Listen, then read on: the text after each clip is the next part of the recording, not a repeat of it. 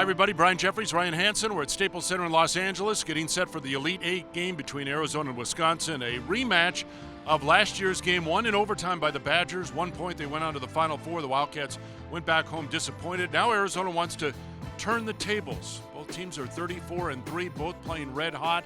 They are not identical by any means other than their records, but they're two teams that are very hungry this time of the year. And I really think experience is going to be overlooked here, in particular on Arizona's side. Wisconsin's got some guys that have been in this situation before. Arizona's got a few as well.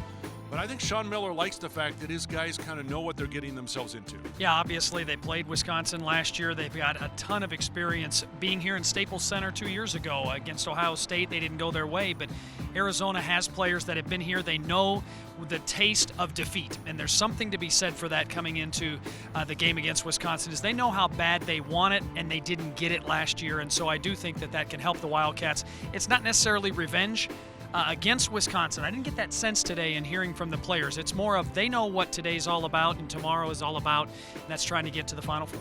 All right, well, both teams are very efficient offensively, but I think defensively we've got an interesting situation here. The Wildcats have been a solid defensive team all year long. That's been their calling card.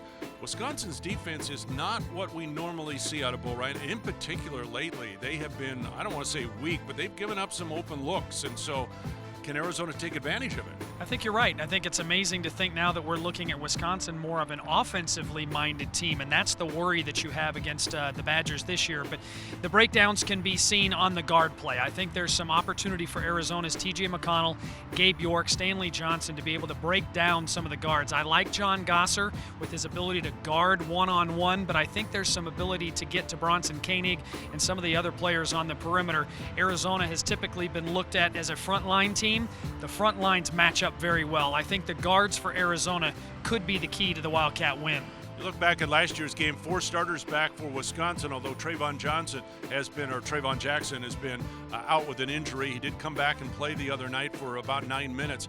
Arizona, meanwhile, you kind of swap Nick Johnson and Aaron Gordon for Brandon Ashley and Stanley Johnson, and you kind of like that. I think Arizona's a better team right now than it was a year ago. Yeah, at this stage of the game, Arizona is, I think, a much better offensive team. Stanley Johnson brings a whole lot of offense to the table, and we have seen Brandon Ashley in the last month play his best basketball of his Arizona career, especially on the offensive end.